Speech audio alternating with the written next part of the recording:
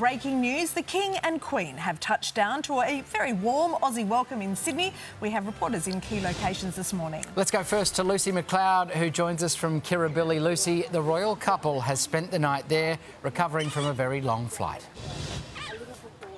They certainly have. Good morning, guys. The King and Queen are waking up here this morning at Admiralty House to a beautiful sunrise and view of the harbour and hopefully a cup of tea and some Vegemite on toast as well.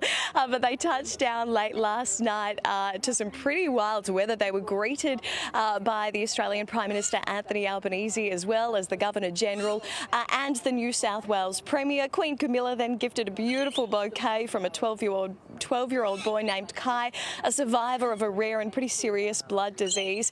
But it wasn't long before that wild weather really kicked in. That sideways rain and wild winds had the royals and Soggy News crews ducking for cover. The couple were then whisked away and taken past the Opera House, which was lit up with a beautiful collage of the King's last visits down under, a gorgeous tribute welcoming them back here.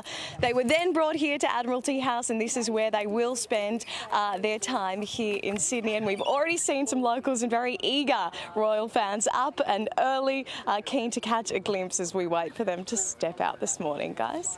OK, let's go now to Jake Lyle, who's at Randwick Racecourse. Jake, there is speculation that the couple will make an appearance there today. Ooh.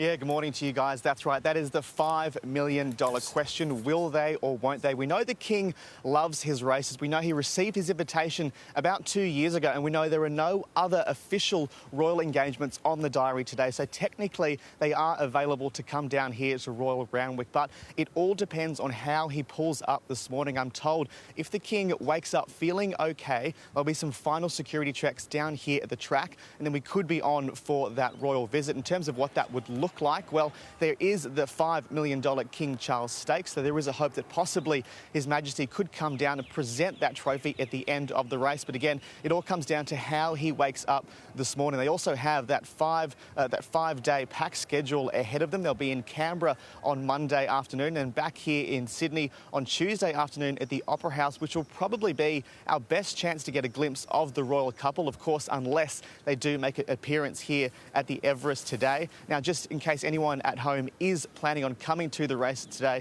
and you are worried about maybe bumping into the King or Queen, the royal protocol is, for men, a slight bow just from the neck, and women, you are allowed to curtsy if you want. Mon, just a quick reminder in case you do bump into the royal pair today. A slight bow just from the neck. I think we need to see that, Jake. Is there, okay, just it's almost a micro move, isn't it? So it's a micro bow. That's excellent, Jake. Thank you for that demo. So excellent tip. We'll remember that. We're in step with the King, Mon, on this. Of course. So he's not quite committing to a social event. That's exactly what we do. It depends how I pull up. Yeah. Like, he likes to have an out. It's a long flight. It's a long flight. I might go. I may not. Yeah, let's see how I feel. We just don't know how we're going to feel. You and I are experts at that. Chances are he won't go if we're thinking about what we would do. All right, team, we will talk to you throughout the morning.